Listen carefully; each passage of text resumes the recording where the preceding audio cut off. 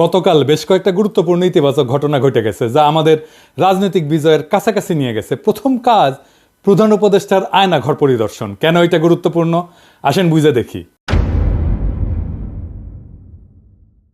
আমরা আয়নাঘরের কথা প্রথম জানতে পারি নেত্র নিউজের একটা প্রতিবেদনে 22 আগস্ট 2022 সালে। সারা দুনিয়া চমকায় ওঠে, কিছু ছবি বাইরে আসে আয়নাঘরের, কিভাবে বন্দীদের রাখা হয়, কারা কারা আছে আমরা জানতে পারি। ওই প্রতিবেদনে আমরা জানতে পারি ব্যারিস্টার আরমান আর ব্রিগেডিয়ার আজমি ওই আয়নাঘরে আছেন।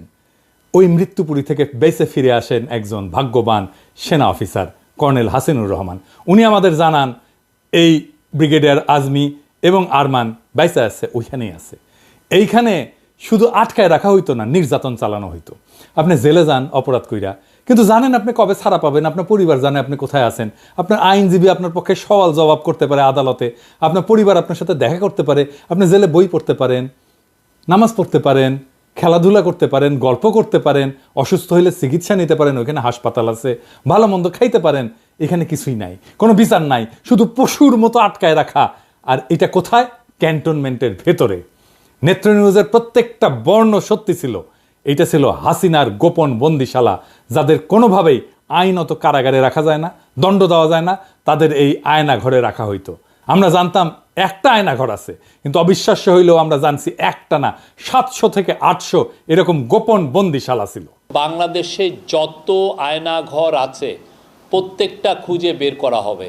সোফার আমাদের কাছে গুম কমিশনের ইনভেস্টিগেশন অনুযায়ী এবং সিকিউরিটি ফোর্সে যা ইনভেস্টিগেশন করেছে আমরা জেনেছি এটার সংখ্যা কয়েকশো, মেবি 700 থেকে 800, এবং এইটা আরও বের হচ্ছে। এই আয়নাঘর পরিদর্শনের অনুমতি পায় গুম কমিশন সেপ্টেম্বর মাসে।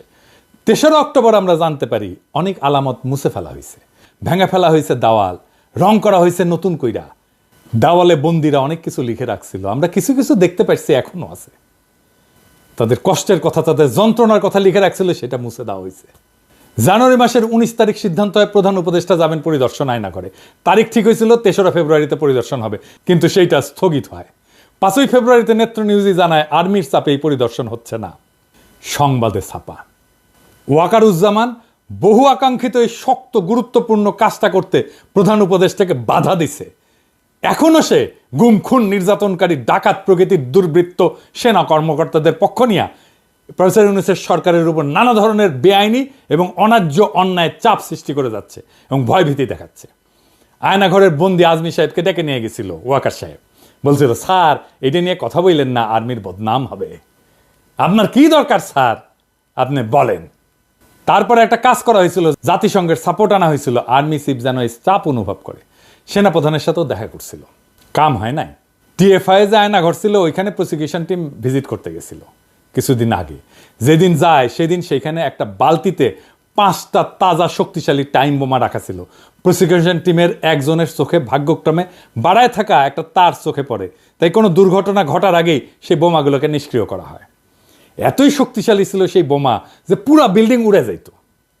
আল্লাহর কি কাম, হাসিনার বক্তিমা মারার ইচ্ছা হইল, পাবলিকে গেল খেইপা। 5ই ফেব্রুয়ারিতে 32 নম্বরে চালানো হইল বুলডোজার, চুরমার করে দেওয়া হইল 32 নম্বর আওয়ামী লীগের তীর্থভূমি। আমি বলছিলাম এখন প্রধান উপদেষ্টাকে আয়নাঘর পরিদর্শন করতে হবে। 6 তারিখে সিদ্ধান্ত হইল তিনি যাবেন, সেটা বাস্তবায়ন হইল। তাহলে বুঝতে পারছেন 5ই ফেব্রুয়ারিতে 32 নম্বরে বুলডোজার চালানো কত বড় রাজনৈতিক বিজয় ছিল। ওয়াকারুজ্জামান পিছায় গেছিল, সে বাধ্য হয়েছে জনতার চাপে পিছু হটতে। এইখানে স্বামী আলাপ তুলছে আল জাজিরার এক একটা ইউনিট আলাদা আলাদা, তাই আল জাজিরার তানভীর আছে, কিন্তু স্বামীর ইউনিটকেও ডাকা হয় নাই। এটা একটা অপরাধ হয়েছে, অন্যায় হয়ে গেছে, মহা অপরাধ হয়েছে। আর কি মায়ের ডাকে তুলিকে ডাকা হয় নাই, এটাও অন্যায় হয়েছে। এর জন্য নাকি দায়ী আদিলুর রহমান শুভ্র আর রেজনা হাসান। তুলি হইতেছে দুধ ভাত, আল জাজিরার 2 জনকে কেন ডাকা হয়নি, এটাই আসলে আসল ইস্যু। আচ্ছা এবার আপনারা বলেন আয়নাঘর নিয়ে আওয়ামী লীগেররা কি বলতেছে? বলতেছে কেন 6 মাস লাগলো ভিজিট করতে, বলতেছে না এটা এই সময় বানানো হয়েছে, বলতেছে না রং কেন নতুন, এটা বলতেছে না এটা নাটক, বলতেছে না। এখন বলেন এটা কোথায়? ক্যান্টনমেন্টে তো। কারা বাধা দিছে ভিজিটে? সেনাপ্রধান তো, তাই না? নেত্র নিউজে বলছে তো। আর জেনারেলরা বাধা দিছে। আলামত নষ্ট করছে ডিজিএফআই কারা থাকে? সেনা অফিসাররা থাকে, তার আন্ডারেই তো ছিল। তাহলে আজকের আলাপ কি হওয়া উচিত? আজকের আলাপ হওয়া উচিত ছিল সেনা প্রধানের অপসারণ, ঠিক কিনা বলেন? অন্তত সেনা প্রধানকে জবাবদিহি করতে বাধ্য করা। কিন্তু সামি আলাপ নিয়ে গেল কোথায়? আদিলুর রহমান আর রেজনা হাসানের পদত্যাগ। কোন জিনিসটা পলিটিক্যালি গুরুত্বপূর্ণ? ওয়াকারের সমালোচনা নাকি এই দুই উপদেষ্টার সমালোচনা, এমনকি পদত্যাগ দাবি করা? দুই উপদেষ্টা যদি আল জাজিরার আরেকটা ইউনিটকে না ডাইকা থাকে তাহলে তো খুব ঠিক কাজ করছে। আপনারাই বলেন, আর একজনকে নেওয়ার যদি স্পেস থাকতো, আর একটা সাংবাদিককে, আর একটা সংবাদ মাধ্যমকে, তাহলে আল জাজিরার আরেকটা ইউনিটকে না ডাইকা এএফপিকে ডাকা উচিত ছিল না? এই এএফপির ইন্টারনেট কানেকশন ইউজ করে ইন্টারনেট ছাড়া অবরুদ্ধ বাংলাদেশে গণহত্যার খবর সবাইকে জানাতে পারছে দেশের বাইরে সবাই। এএফপির কি ভূমিকা ছিল ফ্যাসি বিরোধী লড়াই সেটা সবাই জানে। তাহলে কার হক বেশি, এএফপির নাকি আল জাজিরা, যাদের একজন আছে তারপরে আরেকজনকে নিতে হবে? ন্যায্য বলে তো একটা বিষয় আছে। তুলিকে না হয় নাই, কারণ আগে সিদ্ধান্ত হয়েছিল ভিকটিমকে নেওয়া হবে, ভিকটিমের ফ্যামিলি না। ভিকটিমের ফ্যামিলি না হলে তুলির নাম 1 নম্বরে থাকতো। কিন্তু তুলি তো স্বামীর ইস্যু না, তুলির কথা আনছে তার নিজের দাবিটাকে স্ট্যাবলিশ করার জন্য। তুলি সম্পর্কে বলি, তুলি মায়ের ডাক সংগঠনকে নিয়ে এক অভাবনীয় প্রতিরোধ গড়ে তুলছিল হাসিনা রেজিমের বিরুদ্ধে। সেটা বাংলাদেশের ফ্যাসি বিরোধী লড়াইয়ের ইতিহাসে স্বর্ণাক্ষরে লেখা থাকবে। আমি তুলিকে প্রধান উপদেষ্টা বিশেষ সহকারী করার কথা বলছিলাম সেই অগাস্ট মাসে। আমার সেই প্রস্তাব এখনো আছে, তুলিকে বিশেষ সহকারী করতে হবে প্রফেসর ইউনূসের। তবে ইমিডিয়েটলি তুলিকে আইন মন্ত্রণালয়ের অধীনে যে হিউম্যান রাইটস কমিশন আছে তার কমিশনার নিয়োগ দেওয়া হোক। এটা ইমিডিয়েটলি 1 সপ্তাহের মধ্যে করা হোক। তুলিকে আমাদের দ্রুত কাজে লাগাইতে হবে, সে আমাদের সম্পদ এবং আমরা সবাই তুলিকে ভালোবাসি। আমি প্রয়োজনে প্রফেসর ইউনূসের সাথে কথা বলবো তুলিকে বিশেষ সহকারী করার জন্য। তবে হিউম্যান রাইটস কমিশনের কমিশনার হিসেবে কিছুদিন অভিজ্ঞতা সঞ্চয়ের পরে তাকে যেন বিশেষ সহকারী করা হয়। এইবার আসেন একটা গুরুত্বপূর্ণ বিষয় নিয়ে আলাপ করি। জাতিসংঘের ফ্যাক্ট ফাইন্ডিং কমিশন 1 জুলাই থেকে 15 আগস্ট পর্যন্ত যা যা ঘটছে তার একটা রিপোর্ট করছে। সেইখানে তারা বলছে হাসিনা সরকার গুরুতর মানবাধিকার লঙ্ঘন করছে। এটা হাসিনার নির্দেশেই হয়েছে। এমনকি হাসিনা আন্দোলনের সংগঠক এবং সমন্বয়কদের হত্যা করে তাদের লাশ গুম করে ফেলার নির্দেশ দিচ্ছিল বলে জানাইছে জাতিসংঘ।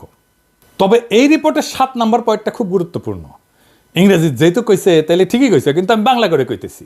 কইছে সেনাবাহিনীর দ্বৈত ভূমিকা। সেনাবাহিনী দ্বৈত ভূমিকা পালন করেছে। প্রথমে রাষ্ট্রীয় দমন পীড়নের অন্যতম প্রধান শক্তি হিসেবে, তারপরে শেখ হাসিনার শাসনের অবসান ঘটায় ক্ষমতার পরিবর্তন ঘটানোর ক্ষেত্রে গুরুত্বপূর্ণ ভূমিকা রাখে। 2024 সালের 20 জুলাই সেনাবাহিনী মোতায়েন করা হয়, যারা পুলিশ, র্যাব, বিজিবির সঙ্গে মিলে সহিংস দমন পীড়ন চালায়।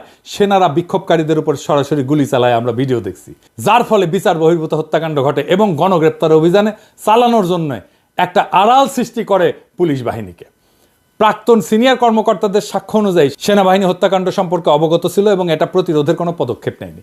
ফরেনসিক পরীক্ষায় দেখা গেছে বিক্ষোভের সময় নিহতদের 66% সেনাবাহিনী গ্রেডের রাইফেলের গুলিতে মারা গেছে, যা শুধুমাত্র সেনাবাহিনী, র্যাব এবং বিজেপির জন্য বরাদ্দ ছিল। নিরস্ত বিক্ষোভকারীদের উপর আর্মার পিয়ার্সিং গুলি, মানে বর্ম পড়া থাকলেও যেটা ফুটা করে ঢুকে যাবে, এরকম গুলি ব্যবহারের প্রমাণ পাওয়া গেছে, যা পুলিশের বা সাধারণ নাগরিকদের কাছে থাকার কথা না। ফরেনসিক এবং ব্যালিস্টিক বিশ্লেষণে নিশ্চিত করছে যে নিহতদের শরীরে পাওয়া গুলির উৎস সেনাবাহিনীর অস্ত্রাগার। আগস্টের শুরুতে সেনাবাহিনীর অভ্যন্তরে অসন্তোষ বাড়তে থাকে, বিশেষ করে জুনিয়র অফিসারদের মধ্যে, যারা বেসামরিক নাগরিকদের উপর গুলি চালাতে অস্বীকৃতি জানায়। 5ই আগস্ট যখন লক্ষ লক্ষ বিক্ষোভকারী ঢাকার অভিমুখে যাত্রা করে, তখন সেনাবাহিনী এবং বিজিবি বাধা না দিয়ে সরে দাঁড়ায়। এর ফলে শেখ হাসিনাকে সশস্ত্র বাহিনীর একটা হেলিকপ্টারে করে ঢাকা থেকে সরায় নেওয়া হয়, যা কার্যত তার শাসনের অবসান ঘটায়।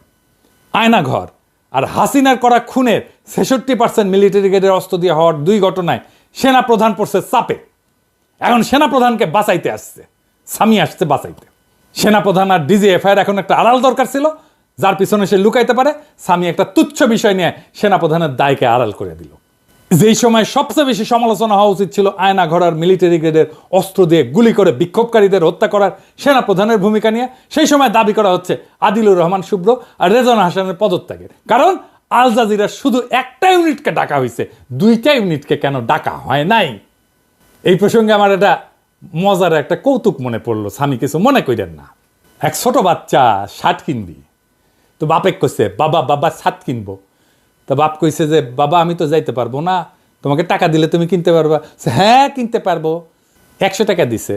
বলছে দোকানদাররা কিন্তু খুব খারাপ, বুঝছাও, তুমি যে দাম চাইবে না তার অর্ধেক বলবা। তো বলছে আচ্ছা ঠিক আছে বলবো। দোকানে গেছে, শার্ট পছন্দ হয়েছে, দাম চাইছে। কত দাম? বলছে 100 টাকা দাম। তো বলছে 50 টাকায় দেবেন? তো বলছে আচ্ছা ঠিক আছে তুমি 50 টাকাই দাও। বলছে 25 টাকায় দেবেন? বলছে আচ্ছা ঠিক আছে বাবা তুমি 25 টাকাই দাও। 12.5 টাকায় দেবেন? তখন বলছো বাবা তোমার পয়সা পয়সা দিতে হবে না, তুমি এমনি এমনি নিয়ে যাও। So, তাহলে আমাকে 2টা শার্ট দিতে হবে, মানে এমনি এমনি দিলেও 2টা শার্ট দিতে হবে।